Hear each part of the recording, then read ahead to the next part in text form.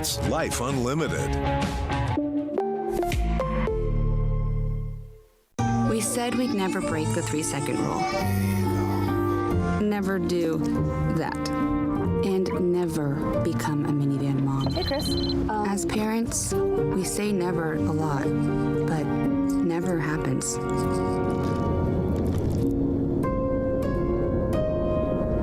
So when you say you'd never leave your child in a hot car, know it can happen. Before you leave the car, always stop, look, lock.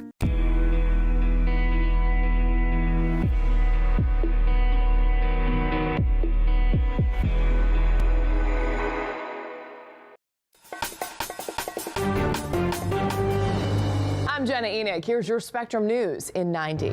We're now just 8 days away from Election Day. Former President Donald Trump will be in Atlanta today. Yesterday, Trump hosted a rally at New York's Madison Square Garden, featuring crude and racist insults.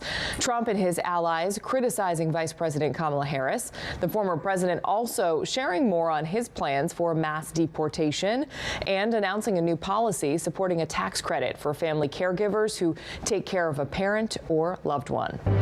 Vice President Kamala Harris starting her day in Maryland today before heading to Michigan for a rally with her vice presidential candidate, Tim Walz. Yesterday, she was seeking to energize voters in Philadelphia, a crucial Democratic stronghold. She attended church services, visited a barber shop, a bookstore, a Puerto Rican restaurant, and a youth basketball facility. Well, McDonald's says it's putting the Quarter Pounder back on menus nationwide after an E. coli outbreak killed one person. The Colorado Department of Agriculture says it tested beef patties from restaurants associated with the outbreak and found no E. coli. McDonald's says the FDA believes slivered onions from a single supplier are the likely source of contamination. The outbreak had expanded to at least 75 people sick in 13 states. Those are your headlines. Now here's your weather on the Ones. Good Monday morning, everybody. I'm meteorologist from Mel Carpenter. Hope you all had a wonderful weekend. It was nice and quiet across most areas in the lower 48. And we have another cool start to the week. Out east, temperatures are going to be in the upper 50s, low 60s in New York, upper 60s in Raleigh, down into the low 70s across Atlanta. But across the Central Plains, temperatures are going to be mild to start the week ahead of a cold front that's set to bring some strong to severe thunderstorms as we get into Tuesday and again on Wednesday. I'm breaking down all those details and more coming up in 10 minutes on your weather on the Ones.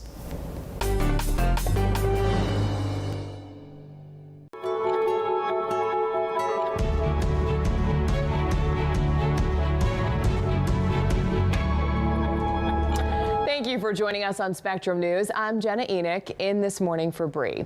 We are now just 8 days away from picking the next president of the United States. Former President Donald Trump will be campaigning in Atlanta, Georgia today. But it was Trump's rally in Madison Square Garden that is garnering reactions this morning. Comedian Tony Hinchcliffe is facing backlash for calling Puerto Rico a, quote, floating island of garbage. Rudy Giuliani spoke, and so did former First Lady Melania Trump, who gave her first address of the campaign. Well, on the other side of the aisle, Vice President Kamala Harris will start her last full week on the campaign in Maryland before meeting vice presidential candidate Tim Walz in Michigan. Harris campaigned in Philadelphia yesterday for the 14th time this year. She focused on her abortion policies and courting to Black and Latino voters. We have team coverage of both campaigns. We start with political reporter Ayanna Harry, who was at Trump's rally at Madison Square Garden.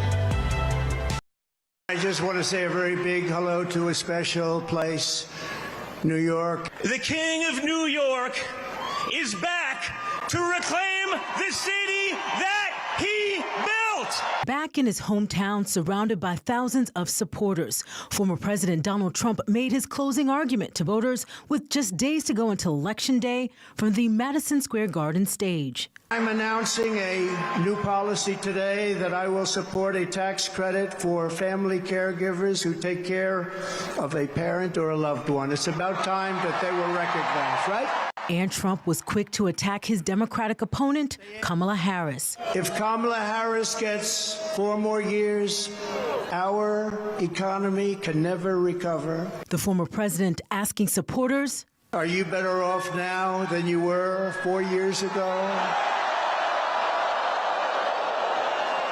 One of the most famous arenas in the world, Madison Square Garden has hosted high-profile political events in the past, including a speech by President Franklin Delano Roosevelt in 1940 and national conventions for the Democratic and Republican parties. And in 2020, MSG was also a polling site. On the eve of the most important election in our history, the greatest champion of them all, Donald J. Trump, has come to Madison Square Garden.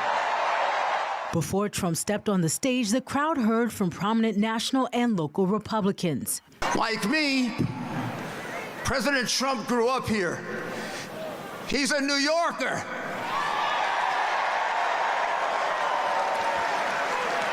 That's why some people get a little annoyed at him.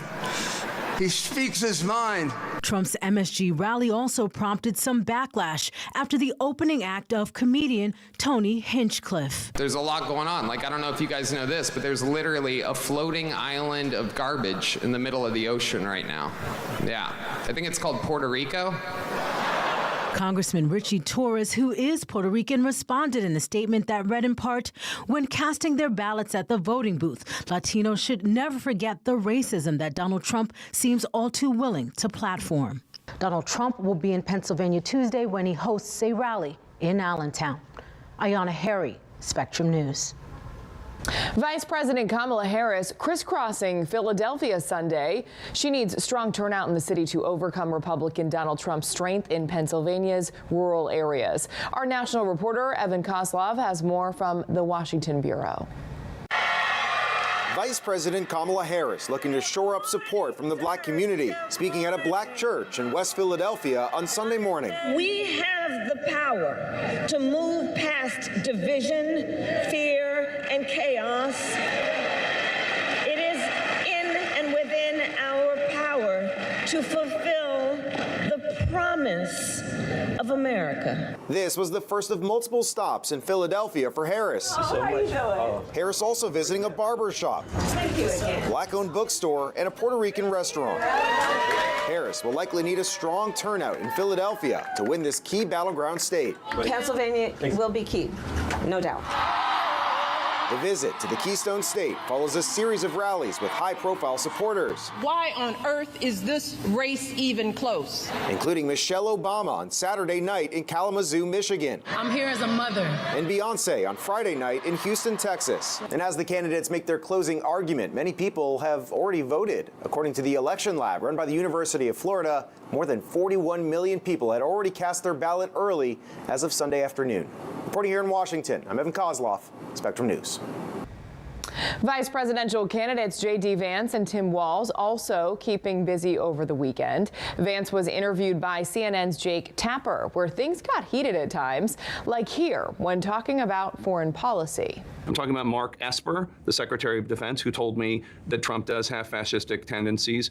John Bolton, H.R. McMaster, Alyssa Farah-Griffin. Okay, Jake, are you going to listen to every Trump administration official? You know, one reason why Kamala Harris doesn't have as many people criticizing her is because she doesn't fire people who fail. And Tim Walz was in Henderson, Nevada Sunday, where he made comments about Trump's Madison Square Garden rally. Walz compared the gathering to a pro-Nazi rally held at the arena in the 1930s. Go do your Google on this. Donald Trump's got this big rally going at Madison Square Garden. There's a direct parallel to a big rally that happened in the mid-1930s at Madison Square Garden. And don't think that he doesn't know for 1 second exactly what they're doing. Today, both candidates will be campaigning in Wisconsin before Walz heads to Michigan to campaign with Harris. A developing story now that we're following this morning. Chinese hackers have targeted the cell phones of high-level American targets, including Donald Trump, J.D. Vance, and people close to the Harris campaign. Well, sources telling the AP it's not immediately clear if the hackers were able to access any sensitive data. In a statement, the FBI confirmed it was investigating the hacks, but declined to identify any of the potential targets.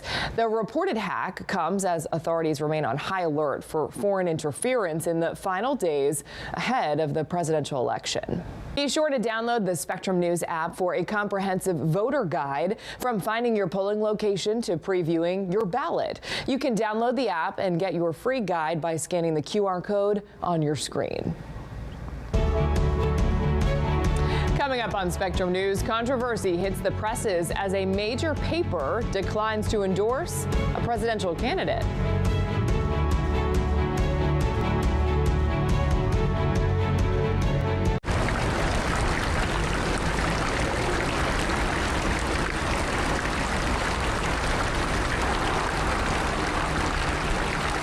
Here's the deal. People need a place to explore national issues that have an impact on their community. To understand those issues better, we're bringing together our team of local political journalists from across the country to break down what's happening. So join us every week to catch up on the key stories making a big difference across the nation and in your local community. Watch The Big Deal with Errol Lewis Friday nights at 9 Eastern, 8 Central on Spectrum News Plus. Available on all of your favorite devices exclusively on Spectrum. What if you never had to worry about what you could do? Because you could do anything. Anywhere could be the center of everywhere. And boundaries only existed to be pushed. So the only limit you faced was how big you could dream. What would you do then? Some pretty cool stuff, I bet. Yeah, that'd be some life. That'd be life unlimited.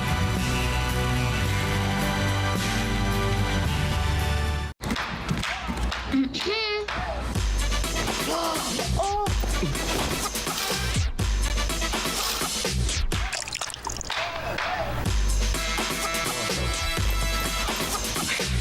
You're not gonna get it all right. Just make sure you nail the big stuff. Mama! Like making sure your kids are in the right seat for their age and size.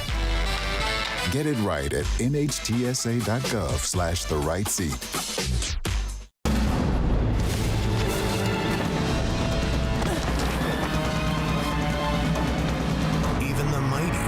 Not see it coming. It's prediabetes, and it captures 1 in 3 adults. But you can escape. Take the 1-minute prediabetes risk test to know where you stand and prevent or delay type 2 diabetes. Be your own hero on smartphones everywhere at doihaveprediabetes.org.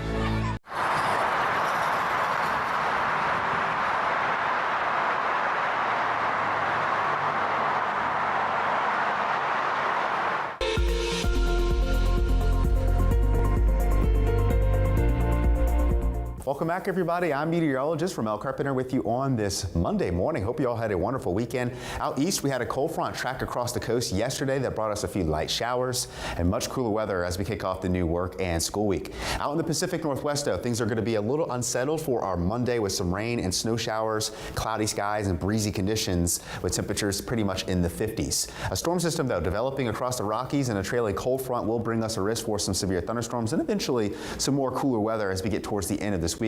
As we get into Tuesday, though, from Minnesota all the way down into Oklahoma, we keep a low-level threat, a marginal risk for strong to severe thunderstorms to develop. Not expecting widespread severe weather by any means, but maybe 1 or 2 gusty thunderstorms could roll through some of those locations in green. As we transition into Wednesday evening, though, I think we'll have a better chance in those areas in yellow with a slight risk for severe weather across Missouri, Kansas, Oklahoma, portions of Texas and Arkansas getting in on the action as well. Damaging winds, some large hail, and even the possibility for tornadoes can't be ruled out. So make sure you have multiple ways of receiving severe weather alerts if you live in any of those areas in yellow as we get into the day on Wednesday. So we'll walk you through it with forecast radar. Snow showers going to be possible across some of the higher elevations up in the Rockies as we get into the rest of the day today. By the time we get into Tuesday and Wednesday night, you'll notice a few showers here and there. This is Wednesday at lunchtime across Nebraska and Kansas getting in on the action. That front works its way eastward, and by the time we get towards the end of the day on Wednesday, we're going to be dealing with some heavy rainfall, much needed rainfall for that matter as well, and the threat for some strong winds and tornadoes as we get towards the end of the day. Right around the time of the evening commute, is when we're expecting the worst of this weather to get through, but the backside of the storm system will provide us with some cooler weather and quiet conditions as well. As far as rainfall totals go, though, we're expecting a good amount. We really could use it to help out with our ongoing drought conditions. Anywhere between 3 to 5 inches could fall in some of those locations. As we get towards the end of this week, though, we're expecting a big warm up for some of us. We'll talk about that and more coming up in 10 minutes.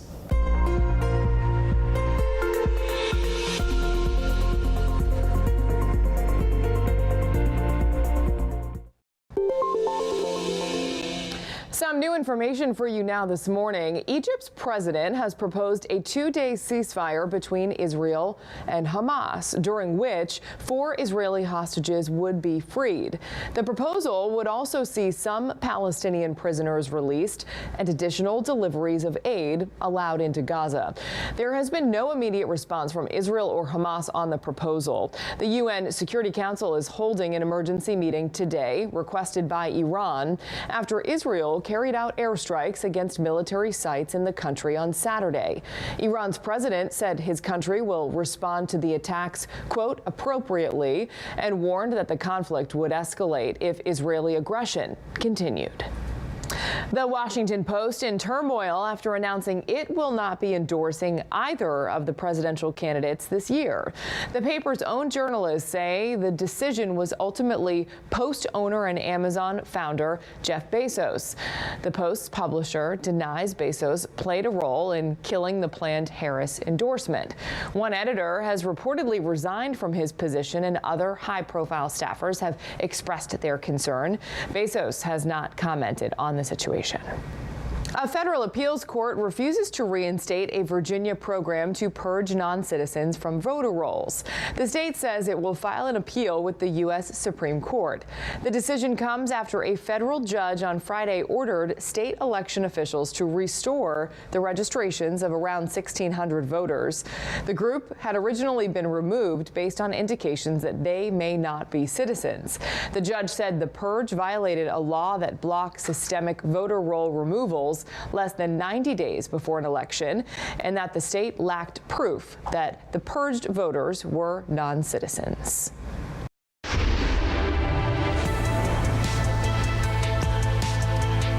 For many of us on Election Day, it's as simple as heading to the polls. But behind the scenes, it's a massive effort of coordination that helped the day go off without a hitch. Our Megan Parsons is in Massachusetts to see how one city is preparing its poll workers for Election Day. Okay, it's just 2 check-in lists, same ballot. With less than 2 weeks until the presidential election, poll workers in Worcester are gearing up for the big day. We want to make sure that our poll workers are as up to date and as informed as possible, just because we're expecting a lot of people out at the polls on November 5th. Training is mandatory for all poll workers in Massachusetts before every election. Worcester's Deputy City Clerk Claire Robbins says the training is to make the Election Day process as smooth as possible for voters. Things like setting up the polling location, checking voters in, making sure that the location is accessible to voters, and then at the end of the night, how to process everything at the end and complete the clerk report, make sure that everything is returned to us at the end. Robbins says Election Day is a massive operation, and this year nearly 400 workers will be staffing the polls in Worcester. Clerks, wardens, inspectors, and then we also have student poll workers, high school students, college students, and then of course we have our office staff and everybody that helps out on Election Day. Robbins says the city clerk's office is busy processing early voting ballots, mail-in ballot applications, and helping voters and future voters with any questions. Megan Parsons, Spectrum News. An update for you now. McDonald's says its Quarter Pounders will be back on the menu after tests ruled out the burger's beef patties as a source of a recent E. coli outbreak. Well, despite its return to the Golden Arches, federal investigators are still working to determine the source of the outbreak. McDonald's says the FDA believes slivered onions from a single supplier are the likely source of contamination. The outbreak had expanded to at least 75 people sick in 13 states. More high earnings households are living paycheck to paycheck. Bank of America released a report showing about a fifth of U.S. households that earn more than $150,000 a year are in that situation. The bank says inflation, pricey mortgages, and big utility bills are stretching family budgets thin, even for higher earners. The analysis says some households might find relief as inflation rates drop and kids age out of childcare. Just ahead here on Spectrum News, we'll introduce you to one small business owner who's trying to keep his focus on fun this Halloween instead of his books.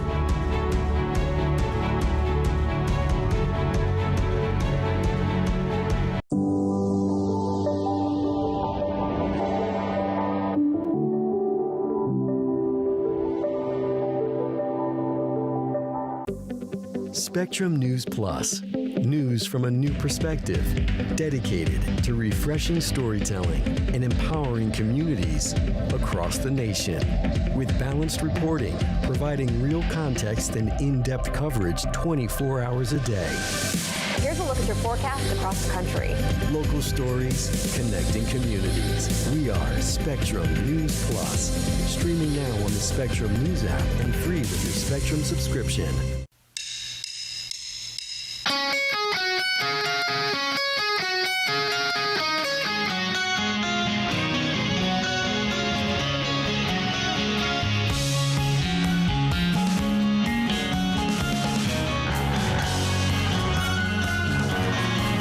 Never have to worry about thinking too big?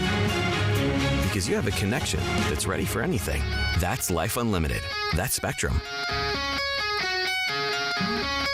Food isn't just fuel to live, it's fuel to grow. My family relied on public assistance to help provide meals for us.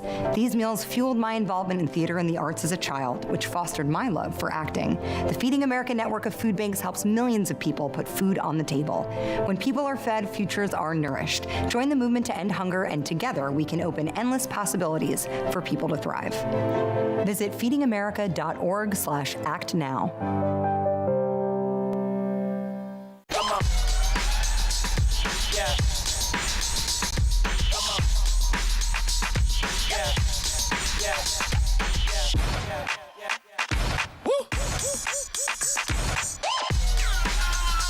You're not going to get it all right.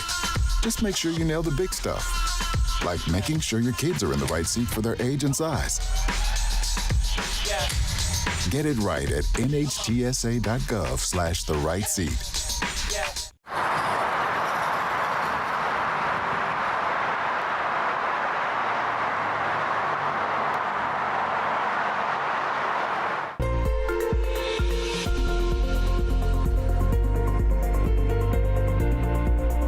Happy Monday, everybody. I'm meteorologist Ramel Carpenter. Get ready for a quiet and cool start to the work and school week out east behind yesterday's cold front that brought us a few light showers and much cooler weather. Going to settle in nicely throughout the day today, but that cool weather is not going to be sticking around for most of this week. Warmer temperatures are on the way ahead of another cold front that's going to be bringing us a chance for some strong to severe thunderstorms, and we're already feeling those warmer temperatures in the central United States as we start the week off. Down in the tropics, though, we're watching one area for some tropical development, which I'll touch on here in just a moment, but let's talk about the toasty potential record-breaking temperatures from Minneapolis in the mid-70s, mid-80s in Kansas City, and flirting with the low 90s from Oklahoma City down into San Antonio and southern Texas. We are going to be much cooler, though, across the East Coast. 50s in Portland all the way down into New York, upper 60s from the Ohio Valley down into portions of the Carolinas as well. That warmer weather works its way eastward as we transition into the day on Tuesday. Take a look at the 80s from Chicago to Columbus to the mid-80s in St. Louis and upper 70s to near 80 in Minneapolis. That is almost 30 degrees above the average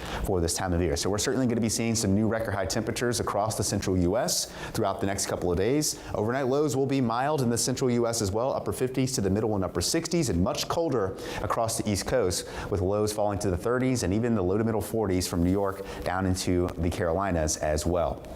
What's responsible for our warm-up on the way is our upper-level weather pattern that's going to begin to shift. We're going to see a trough taking shape out west, which will keep cooler and unsettled conditions across the Pacific Northwest, and our upper-level ridge builds in, which which keeps temperatures warmer than average as we get into Thursday and especially into our Friday ahead of a cold front that will be bringing us some changes as we head into this upcoming weekend. So take a look at the next couple of days. Out west, we are going to be below the average temperature-wise with some snow showers possible in some of the higher elevations. And towards the East Coast, we're going to see those highs jumping to around 20+ degrees above the average in the upper 70s to near 80 in New York. And take a look at Minneapolis, 30+ degrees above the average tomorrow afternoon, over 25 degrees above the average up in Chicago. We're supposed to be in the upper 50s, low 60s for this time of year, and looks like the milder weather pattern will hold steady as we transition into November. As for the tropics, we're watching this area, a broad area of low pressure developing across the Caribbean with a medium chance for some tropical development. We'll watch this very closely, but for right now, there's nothing to be concerned about here in the United States. But if this does develop, which could happen later in the week, the name it will receive is going to be Patty, our P-name system for this year's hurricane season, which is quickly coming to a close as we reach November 30th.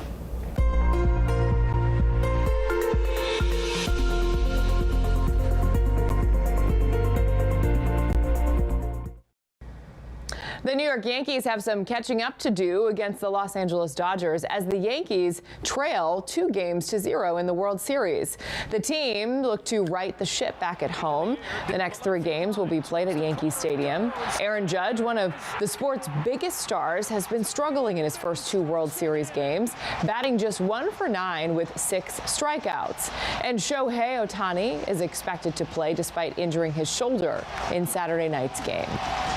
Halloween is big business for retailers. The National Retail Foundation estimates Americans will spend about $11.6 billion this Halloween. That's slightly down from last year. Our Wendy Strong spoke to the owner of one small business centered on spooky season about what he's been experiencing ahead of Thursday's holiday. Jim Purvis says there's a good reason why he included his name in the title of his seasonal business. It's called Halloween by Scary Jim. One of my favorite things is scare the bejesus out of little kids. This is his 13th year selling scary stuff in Menominee Falls, and he says people are all in. Just last month, he saw a 20% jump in sales compared to last September. But that doesn't mean he's immune to inflation. I was into a little bit of a shock when we did our annual shopping at the Halloween convention in Las Vegas at the price increases that the vendors were charging the retail stores.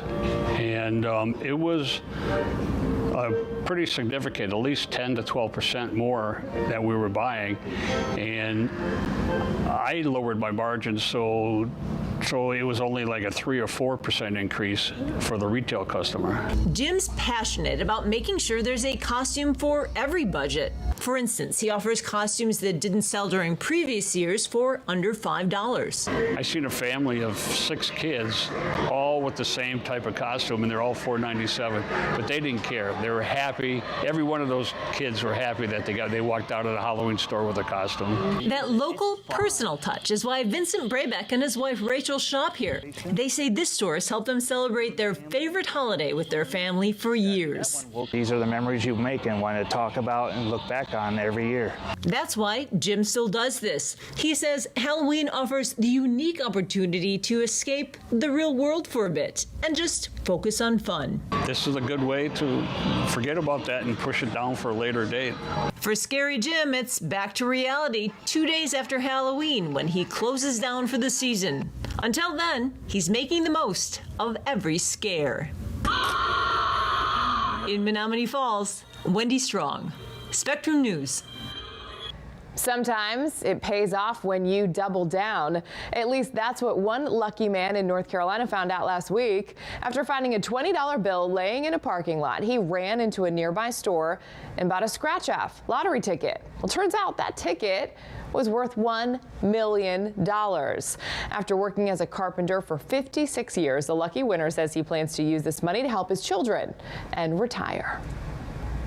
Smart move, playing that lottery ticket. I'm Jenna Enoch. Thank you for watching. Your Spectrum News in 90 is coming up right after this short break. Stay with us.